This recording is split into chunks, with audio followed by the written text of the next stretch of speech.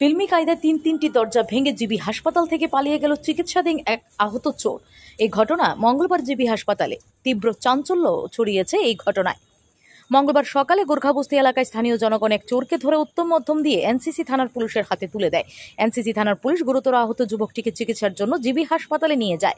GB হাসপাতালে NCC থানার 3 জন police কর্মী চোরটির সাথে ছিল। তাকে জিবি হাসপাতালের ওটি কমপ্লেক্সের 5 নম্বর বেডে রেখে চিকিৎসা পরিষেবা প্রদান করা হচ্ছিল।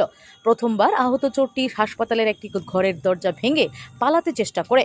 তখন তাকে বেসরকারি নিরাপত্তা কর্মীরা আটক করে পুনরায় বেডে নিয়ে আসে। এর 15 মিনিটের মধ্যেই আহত যুবকটি লাথি মেরে একটি দরজার কাঁচ ভেঙে ফেলে। ভেঙে পড়া একটি কাঁচের টুকরো হাতে নিয়ে সে পরপর আরও 2টি দরজা ভেঙে জিবি হাসপাতাল থেকে পালিয়ে যেতে সক্ষম হয়।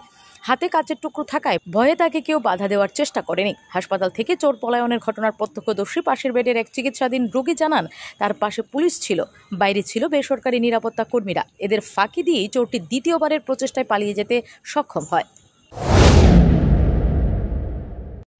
একজন চোর বলিয়া আনছিল এখানে পুলিশের দড়িয়া, তো কতক্ষণ বইল, কারো ট্রিটমেন্ট করছে, প্লাস্টার ইঞ্জেকশন, আবার এখান থেকে নামিয়া হেঁচড়াইতে ওদিকে গেল গিয়া। আমরা তো রুগী না করছে, এখানে যারা সিকিউরিটি আসলো যে না আপনারা নামেন না আপনার লোক, ওদিকে পুলিশের মানুষও আসিল।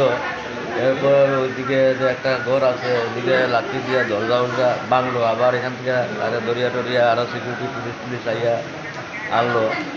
আবার এখানে দেখে ঢুকলো, এরা বাইরে দাঁড়িয়ে গেছে। কোন ফাঁকে ওইদিকে কোন দরজা আছে ওটা লাত মারিয়া ভাঙিয়া কোন দিকে পালাই গেছে। যে সময় ঘটনাগুলি হয়েছে তখন কি পুলিশ আসিল সঙ্গে? পুলিশ তো আসিল। পুলিশের মানে ভূমিকা কি আছিল? পুলিশ তো তারে আটকাইতো বা ইয়ে করতো, এইসব কথাবার্তা কইতেছে। আচ্ছা, যেহেতু আপনি পাশের বেডে আসছিলেন, এনে তো বেসরকারি নিরাপত্তা কর্মীরাও আসিল, তারা কি আটকানোর চেষ্টা করছে?